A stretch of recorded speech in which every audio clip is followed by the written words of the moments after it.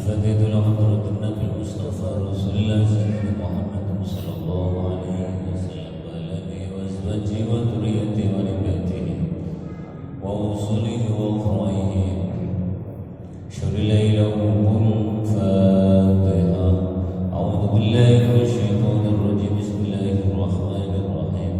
الحمد لله رب العالمين الرحمن الرحيم مالك يوم الدين. إياك نعبد وإياك نستعين اهدنا الصراط المستقيم صراط الذين أنعمت عليهم غير المغضوب عليهم ولا الضالين آمين. ثم الفاتحة إلى حضرة جميع إخواني وآبائهم الأنبياء والمرسلين والأولياء والشهداء والصالحين والعلماء والعاملين المصنفين المخلصين وجميع الملائكة المقربين وكرب الرسل والرسل والخلفاء الراشدين وأزواج رسول الله صلى الله عليه وسلم والتابعين والتابعين لهم بإحسان إلى يوم الدين والأخذ دائما المجتهدين في الدين ويجبنا عليه لسنن الذين لا خوف عليهم ولا هم يحزنون سعادة ويسرون يوم يشاء قادر الجيلاني قدس محمد الرسول التوسي والأخذ الدين سلسلة وخلي شعب محمد الصديق وإلى حضرة سيدنا محمد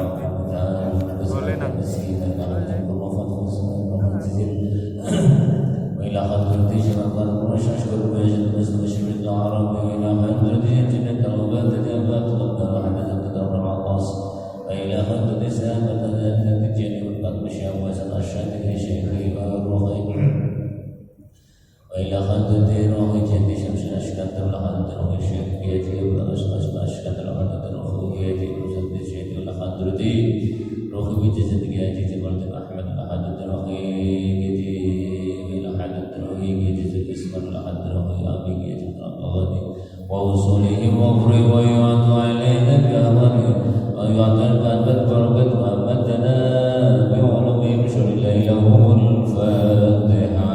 أعوذ بالله من الشيطان الرجيم. بسم الله الرحمن الرحيم. الحمد لله رب العالمين الرحمن الرحيم مالك يوم الدين.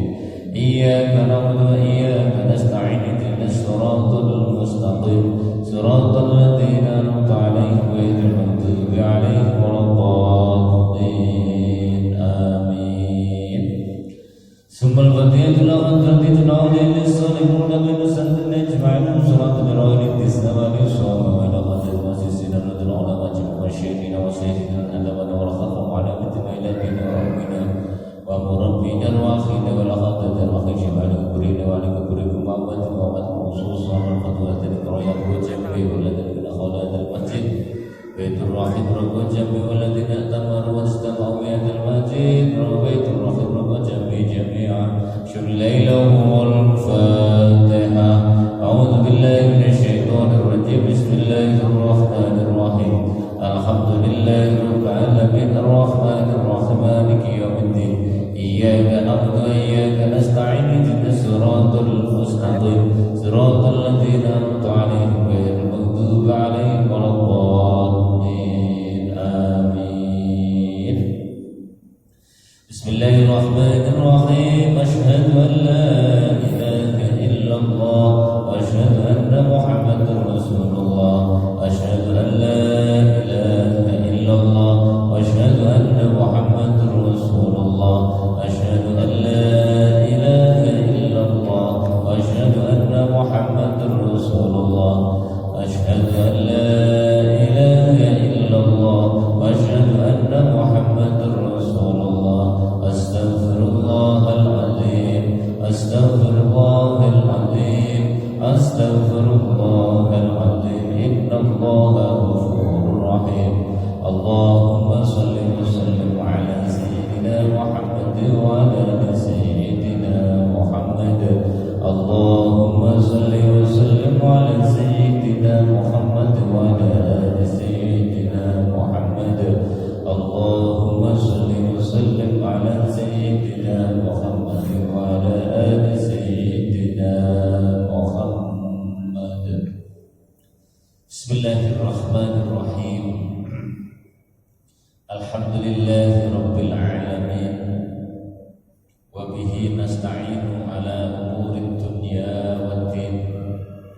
Sayyidina wa maulana Muhammadin wa ala alihi wa sahbihi ajma'in. Wa man iqtadal huda ila yaumiddin fasallimu tasliman katsira amma ba'du.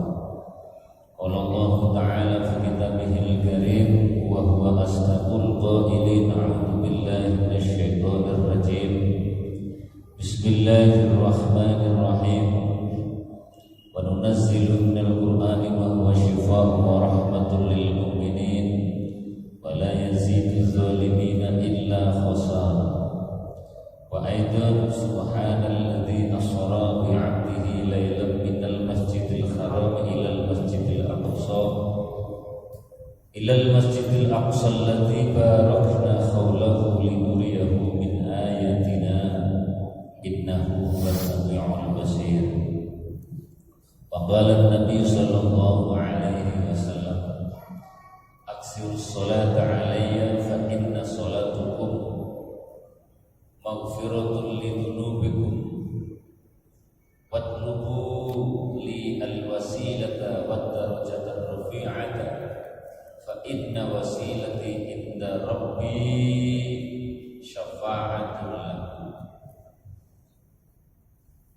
Wa aidan as-salatu 'imaduddin faman aqamaha faqad aqamaddin faman tarakaha faqad hadamaddin. Au kama qala sallallahu alaihi wasallam wa sadaqa rasulullahul habibul karim wa nahnu 'ala dzalika minasyahidin asy-syakirin walhamdulillahi rabbil alamin. Hadratul muhtaramin teman-teman Bapak Ibu para jamaah sedaya ingkang tansah kawula hormati lan kawula mulyakaken jamaah tafsir Jalalain Masjid Besar Baitus Salam Baitur Rahim ingkang tansah kawula hormati lan kawula mulyakaken. Puji syukur kita aturaken dumateng Allah Subhanahu wa taala. Bilih kula lan panjenengan sami tansah berbahagia umur ingkang panjang, kesehatan, ugi kesempatan kangge kula panjenengan sami nambahi amal saleh kanthi nglaksanakaken salat maghrib berjamaah ingkang dipun laksanaken kaliyan pengaosan. Mugi-mugi sedaya kula wau dados kafaratun dzunub, dados tebusan-tebusan kesalahan, tebusan-tebusan dosa lan kemaksiatan kula lan panjenengan sami, sehingga napa ingkang kula panjenengan sami lampahi sedaya kula wau saged dados lantaran Gusti Allah ridho dumateng kula lan panjenengan, sehingga kinjang kula panjenengan sami dipun lebetaken dhateng swarganipun Allah Subhanahu wa taala. Syukur bilisan kanthi ngucapaken kalimat tahmid alhamdulillahirabbil alamin. Salatullah wa salamuhu tetaplah tersanjungkan kepada Rasulullah Sayyidina Muhammad sallallahu alaihi wasallam. Bulan yang mana beliau pada bulan Rajab ini beliau Isra-Mi'rajkan oleh Allah Subhanahu wa taala. Sebenarnya kalau bicara Isra-Mi'rajnya Rasulullah itu ini semacam hiburan. Jadi Isra-Mi'raj itu bagi Rasulullah semacam hiburan karena sebelumnya beliau sedang mengalami kegundahan yang sangat dalam. Setelah ditinggal wafat oleh istrinya tercinta Sayyidatina Khadijah radhiyallahu anha, selang tak berapa lama beliau pun juga ditinggal oleh mamanda tercinta Abu Thalib yang selalu membela beliau, membela dakwah beliau, walaupun pada akhirnya beliau sendiri ketika wafat belum mau mengucapkan kalimat syahadat. Di samping itu, setelah Rasulullah ditinggal mati, ditinggal wafat oleh pamanda, pembela yang paling utama Rasulullah Sallallahu Alaihi Wasallam, beliau diboikot beserta Bani Hashim. Beliau diboikot oleh orang kafir Quraisy diboikot secara ekonomi. Orang-orang Quraisy dan suku-suku yang bersekutu dengan Quraisy dilarang bertransaksi ekonomi dengan Bani Hashim. Sehingga Rasulullah beserta Bani Hashim ini mengalami banyak kesulitan, bahkan ada yang kelaparan, mengalami kelaparan. Di saat kesusahan dan yang bertubi-tubi itulah di bulan Rajab ini Allah Subhanahu wa taala mengisra mi'rajkan Rasulullah sallallahu alaihi wasallam untuk menghibur dan menguatkan kembali rohani beliau, semangat beliau untuk terus berdakwah, berpegang teguh pada apa yang telah dirisalahkan, berpegang teguh terhadap apa yang telah diperintahkan, dan untuk menyenangkan beliau. Hadirin rahmatullah, sebenarnya kalau kita lihat untuk serang ke belakang, bulan Rajab ini sekitar 6 bulan sebelum bulan Muharram. Rajab, Sya'ban, Ramadan, Syawal, Dzulqa'dah, Dzulhijjah, Muharram. Sebagai upaya untuk seleksi yang terakhir, siapa-siapa yang benar-benar akan mengikuti perjuangan Rasulullah SAW. Walaupun hijrah pertama yang dilakukan Rasulullah itu ya di bulan Rajab itu. Hijrah pertama tapi tidak ke Yasrib, tapi ke Habasah, ke Ethiopia. Yang kebetulan pada waktu itu Raja Ethiopia atau Raja Habasah pada waktu itu beragama Nasrani. Dan diterima dengan baik, walaupun sebelumnya orang-orang kafir Quraisy mengirim utusan kepada Raja Habasah untuk tidak menerima rombongan hijrahnya para sahabat ini. Riwayat dipimpin oleh Sayyidina Ali karramallahu wajhah. Hadirin rahmatullah. Jadi hijrah yang pertama kali sebenarnya dilakukan di bulan Rajab, tapi hijrahnya di Habasah. Setelah 6 bulan kemudian baru ada perintah hijrah kepada Rasulullah SAW, hijrah ke Yasrib, yaitu di bulan Muharram. Hadirin rahmatullah. Oleh karena itu masih mengagungkan bulan Rajab ini, kita masih terus akan membahas tentang keagungan dan mafi Rajab, apa-apa yang terjadi di bulan Rajab. Mudah-mudahan semakin kita membuat cinta dengan bulan Rajab dan kita mendapat keberkahan daripada bulan Rajab. Amin ya rabbal alamin. Hadirin yang dimuliakan Allah, ketika kita berbicara Isra, maka kita pasti teringat surah Al-Isra, surah Bani Israil ayat 1. Subhanalladzi asra bi 'abdihi lailan minal masjidil haram ilal masjidil aqsa alladzi barakna haulahu linuriyahu min ayatina. Itu surah yang menceritakan, itu ayat yang menceritakan tentang Isra. Nah, kalau mau tahu tentang Mi'raj, maka diceritakan di surah An-Najm mulai ayat 1 sampai ayat 18. Nanti kalau ada di rumah buka surah An-Najm, insyaallah pada pertemuan yang akan datang kita akan bahas surah An-Najm. Kita langsung loncat surah An-Najm. Ma fil Mi'raj, sebenarnya apa yang terjadi di Mi'raj Rasulullah sallallahu alaihi wasallam. Hadirin rahmatullah, kita mencoba akan membuka surah Al-Isra. Bismillahirrahmanirrahim. Subhanalladzi asra bi 'abdihi lailan minal masjidil haram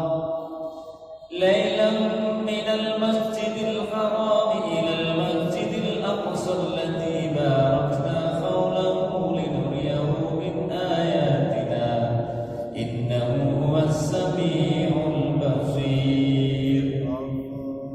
Surah Al-Isra. Subhanalladzi, subhan, ayat-ayat surah-surah yang diawali dengan subhan ini biasanya akan membicarakan sesuatu yang sangat luar biasa. Karena ini Isra itu adalah sesuatu yang sangat luar biasa pada waktu itu loh Pak. Pada waktu itu perjalanan Rasulullah dari Masjidil Haram ke Aqsa kurang dari 1 malam. Bahkan menurut riwayat yang lain kurang dari 1/3 malam. Kalau kurang dari 1 malam berarti hitungan malam kan mulai maghrib seperti ini sampai subuh. Ini bahkan kurang dari 1/3 malam. Kalau 1/3 malam pertama hitungannya itu adalah taruhlah mulai jam 6 sampai jam 9 atau jam 10. 1/3 malam yang kedua itu jam 10 sampai jam 1 atau jam 2. Kemudian 1/3 malam yang terakhir itu adalah jam 2 sampai jam 4. Berarti 1/3 itu ya sekitar kurang lebih 2 jam. Kurang dari 2 jam. Oleh karena itu pada waktu itu ya dibully habis-habisan Rasulullah SAW pada zaman itu. Kalau zaman sekarang perjalanan dari Mekah ke Masjidil Aqsa dengan kecepatan kurang dari 1/3 malam ya sangat mungkin sekali untuk pesawat sekarang. Tapi pada waktu itu suatu hal yang sangat mustahil karena kendaraan yang paling hebat yang digunakan bepergian itu adalah onta. Menurut riwayat dari Ibnu Abbas, kalau melakukan perjalanan dari Masjidil Aqsa naik onta siang dan malam tak pernah berhenti membutuhkan waktu sekitar 1 bulan. Oleh karena itu orang-orang kafir Quraisy pun juga mustahil. Makanya ketika pagi-pagi sekali Rasulullah SAW kelihatan susah. Pagi-pagi sekali itu setelah malam dimi'rajkan subuh Rasulullah kita susah ditemui sama Abu Lahab. Muhammad kok kita susah apa? Lenggih paman. Betul susah pripun kira-kira niku umat kula niku percaya napa mboten? Percaya napa? Percaya apa? Kula wau dawuh sampe. Kula dawuh wis ora ning Masjid Aqsa. Ya wis gampang wis man. Tak kumpulne wong-wong ya.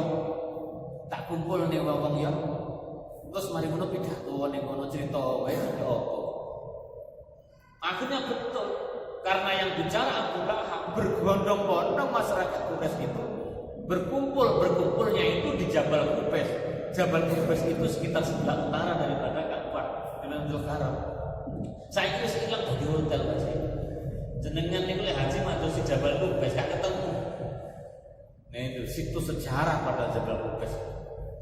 Setelah Rasulullah naik di Jabal Qubais, Rasulullah pidato, saudara-saudara tadi malam saya Isra dari Masjidil Haram ke Aqsa dan tadi sebelum subuh saya sudah kembali lagi ke Makkah.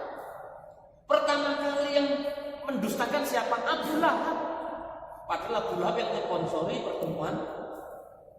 Nah, itulah cerdasnya Abu Lahab. Rupanya ketika Rasulullah dalam keadaan susah seperti itu, dia berpikir, wah ini kesempatan bully Muhammad kapan lagi?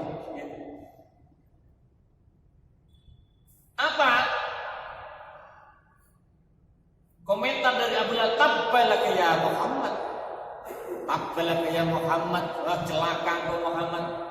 Masa kami semua kamu kumpulkan di sini hanya untuk mendengarkan cerita dusta dari kamu yang seperti itu? Mana mungkin? Ya gitu. Coba kalau memang kamu memang benar-benar ke sana, coba sekarang angkat kakimu satu, diangkat kaki Rasul yang sebelah. Satunya lagi, ya jatuh paman. Lalu kamu angkat 2 kaki saja jatuh, apalagi kamu itu. Nah, setelah keluar kata-kata tabbalaka ya Muhammad, maka keluar turunlah surah Al-Masad, tabbat yada abi lahabin wa tabb. Jadi tabbat itu ya asalnya dari Abu Lahab sebenarnya. Tabbat ya Abu Lahab. Dasar itu. Bukan hanya orang kafir yang mengatakan Rasulullah itu gila, bahkan orang-orang yang sudah beriman itu mengatakan Rasulullah itu gila. Waduh, rugi awake dhewe. Melu wong edan tibake wis balik ning agama lawas meneh. Tidak ada satupun yang membenarkan cerita Muhammad sallallahu alaihi wasallam. Akhirnya orang-orang kafir setelah berkumpul di situ, ayo saiki ngamarane Abu Bakar ini. Dikabari Abu Bakar, mosok koncone edan wae ngene. Akhirnya semuanya menuju kepada rumah Abu Bakar. Abu Bakar, ada cerita gila. Cerita gila bagaimana? Cerita tentang Isra. Perjalanan dari Masjid Aqsa dan tadi sebelum subuh itu sudah kembali lagi ke Makkah. Siapa yang cerita? Muhammad golongmu itu lho setan. Sapa yang cerita? Muhammad. Lek sing cerita Muhammad aku percaya. Lek sing cerita Muhammad aku percaya. Nah gitu loh. Maka penting undur mangkola itu penting, jangan undur mangkola. Sok delok sik sapa sing ngomong gitu. Kalau yang bicara Muhammad maka aku percaya. Oh, edan pisan tiba-tiba. Jadi begitu. Masya Allah, luar biasa. Makanya Kanjeng Nabi susah ini bakal ada sahabat-sahabat yang murtad itu bener, banyak sahabat yang murtad. Orang-orang mukmin pada waktu itu goncang. Ini bener apa enggak sih Muhammad itu panas tenan apa enggak sih? Goncang. Hanya Abu Bakar As-Siddiq ketika beliau diajukan cerita yang seperti itu langsung lek sing ngomong Muhammad aku percaya. Orang hadirin rahmatullah. Itulah keistimewaan Abu Bakar. Makanya beliau mendapat gelar As-Siddiq. As-Siddiq itu yang membenarkan. Siddiq itu sama dengan as-sodaqah. As-sodaqah itu ya benar. Sama dengan sodiq. Sodiq itu ya konco. Jadi antara benar membenarkan konco. Makanya kamu kita itu konco yang baik itu ya konco yang selalu membenarkan konconya gitu. Artinya bilane kancane gitu. Jadi konco malah bully ya enggak tepat. Jadi begitu. Jadi setiap ayat-ayat Al-Qur'an yang diawali dengan subhana pasti di belakangnya ada peristiwa dahsyat. Subhanallahi ma fis samawati wal ardh. Sabbaha telah bertasbihlah apa-apa yang ada di langit dan apa-apa yang ada di bumi, termasuk batu-batu, pohon-pohon dan sebagainya. Itu sesuatu yang luar biasa. Subhana maha suci alladzi dzat asra kang wis nglakokne asra niku fi'il lazim nglakokne. Fi'il muta'addi lazim. Wis nglakokne Kanjeng Nabi dhewe Isra. Isra itu napa? Nah, Isra itu nggih menika napa? Pokoknya berjalan di waktu malam itu namanya Isra. Jadi sampai keluar rumah naik motor atau naik mobil apa? Ya Isra sampean. Ning Kang Isra enggak salah sampean. Enggak salah. Masuk sampean apa itu masuk di apa? Isra. Pokoknya berjalan di waktu malam itu namanya Isra. Asra bi abdi. Ini ada satu yang lebih bi abdi. Bi abdihi bi itu bermakna ma'a. Bi itu bermakna ma'a atau bermakna aun. Ma'a itu benar bersama-sama. Jadi perjalanan Allah dan Rasulullah Sallallahu Alaihi Wasallam disertai dengan Allah Subhanahu.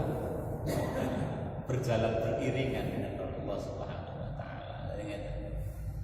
Cuman di sini ada sebuah pertanyaan, kenapa kok tidak disebutkan langsung bi Muhammadin, kok bi abdihi? Jarang sekali bahkan tidak ada. Ketika Allah Subhanahu Wa Taala menyebutkan kata Muhammad Sallallahu Alaihi Wasallam, menyebutkan Rasulullah itu langsung Muhammad, tapi dengan julukan-julukan. Jadi bi abdihi.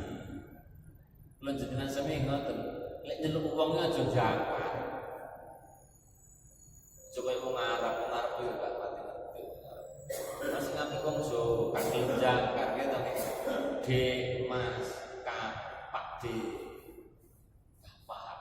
Kan ngoten niku. Itu adalah tata krama. Dadi sak demi Quran ngabarne iki wong Jawa wis duwe tata krama sajane. Wong Jawa itu wong mbuh hebat tenan wong Jawa. Masyaallah. Maka banggalah jadi orang Jawa itu.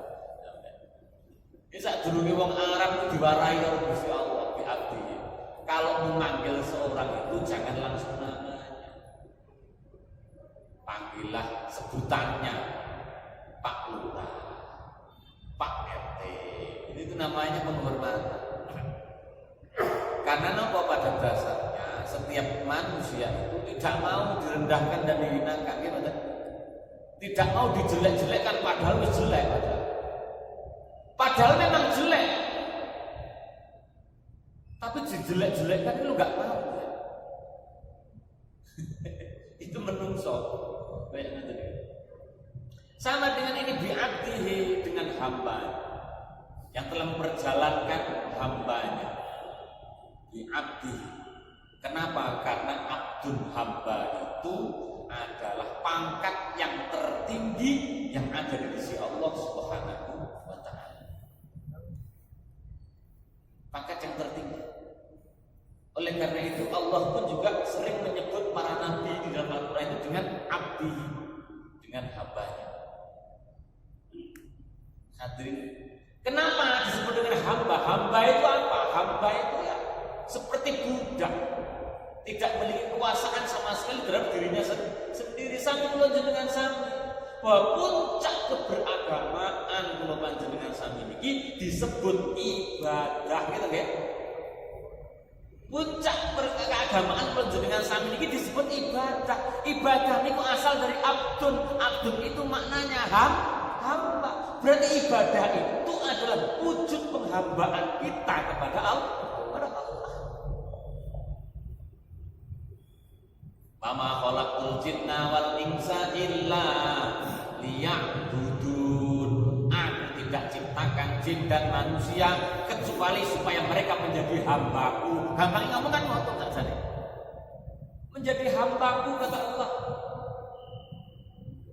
Walaupun artinya liya'budun ini adalah kecuali mereka beribadah menyembah padaku. Karena di sini maknanya sebagai menyembah. Akhirnya kita pun juga terpengaruh dengan pemikiran sempit bahwa yang disebut ibadah itu bersolat atau akhirnya. Padahal penghambaan kepada Allah itu segala sesuatu, baik kita diam, bergerak, berbicara atau bekerja, apapun itu bisa bernilai ibadah. Penghambaan kepada Allah kalau disandarkan kepada Allah. Orang bersolat tok. Lawa dhewe ngarani ibadah iku salat tok iku barai. Dadi illa liya'budun ora gur salat tok.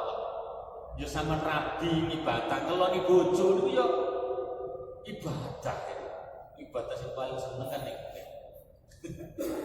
Hadirin rahmat. Makanya ibadah itu luas, ada yang mahdhah, ada yang ghairu mahdhah. Ada ibadah murni dan ada ibadah yang tidak murni. Ibadah murni apa? Ibadah murni adalah ibadah yang tata caranya, syarat rukunnya, sah batalnya bisa ditentukan dari Rasulullah Shallallahu Alaihi Wasallam. Jadi kalau sampai gak enak, gak kena sakarepe dhewe. Salat terus enak sah batale, enak rukun lan sunnah-sunnah dan sebagainya. Tata caranya sudah ditentukan. Nah, yang kedua ibadah ghairu mahdhah. Ternyata Bapak sekalian Allah, di antara Al-Qur'an, di antara Al-Qur'anul Karim, ini yang berbicara tentang ibadah mahdhah itu hanya 3%. Hanya 3%. 97% berbicara ibadah ghairu mahdhah. Sama dengan kita, waktu kita dalam satu hari ini jenengan ngurusi sholat tok. Kewajibannya sampean tok bersolat tok niku hanya sekitar 5 menit kali 5, hanya 25 menit. Sementara yang 23 jam lebih 35 menit itu akhirnya tidak bernilai ibadah sama sekali, berarti sampean rugi sampean. Gimana? Ibadah sampean hanya sedikit. Hadirin rahimahumullah. Tapi walaupun demikian, yang 3% ini mampu mengimbangi yang 97%. Ini kalau bicara al-mawaz. Jadi berbicara keseimbangan dan kesetimbangan. Artinya bagaimana, Pak? Artinya yang 97%, yang 23 jam 30 menit itu seimbangkan supaya mampu mengimbangi yang 25 menit. Artinya yang 20 menit ini walaupun hanya sebentar mampu mengimbangi yang 23,5 jam. Ngeten lho maksudnya. Lek kula jenengan sami tidak bisa menyeimbangkan antara 23 jam dan 20 menit ini, maka akan terjadi yang namanya disfungsi imaniyah, disfungsi kehidupan seorang mukmin. Hadirin rahmatullah. Jadi teman-teman. Jadi bi'abdihi disebut dengan hambanya untuk menunjukkan bahwa pada waktu itu Rasulullah SAW berada pada puncak penghambaannya kepada Allah Subhanahu wa Ta'ala. Karena berada pada puncak penghambaan, maka di saat itulah beliau dapat bertemu dengan Allah secara langsung. Walaupun ulama berbeda pendapat bagaimana Isra Rasulullah, ada yang mengatakan ruhan, ada yang mengatakan ada yang mengatakan ruhan wa jasadan. Alasannya kenapa? Kalau memang Rasulullah itu hanya ruhan saja, Isra Mi'rajnya nggak perlu dibicarakan, sampai juga setiap malam rohnya kemana-mana, gitu ya, ke Jakarta, ke mana itu, kadang sampai TV kemana-mana, ya, nggak perlu dibicarakan. Berarti kalau Rasulullah Isra Mi'rajnya hanya mimpi saja, bukan sesuatu yang besar ini.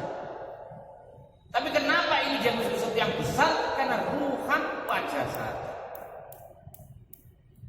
Bukan hanya rohnya saja yang berjalan, tapi jasadnya. Makanya para ilmuwan pun juga sedang mencari jawaban sampai hari ini. Bagaimana mungkin jasad manusia yang seperti ini mampu melakukan perjalanan dengan kecepatan di atas cahaya?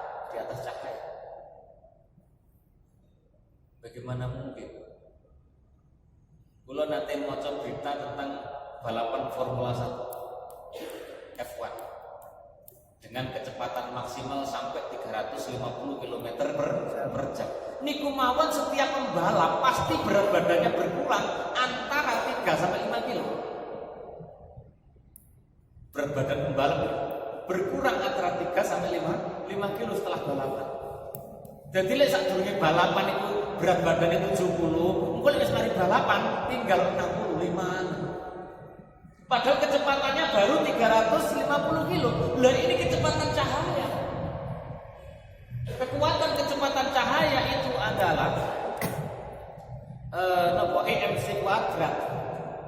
EMC kuadrat. Masih luar biasa. Kecepatan cahaya itu adalah 300.000 km per second. 300.000 km per second, bukan per jam, per second, per detik. Yo maka pantesan kendaraan yang Rasulullah mau kayak ini. Makanya kalau perjalanan dari Mekah ke Palestina hanya sekejap saja, kurang dari sepertiga malam, yang bisa dimaklumi.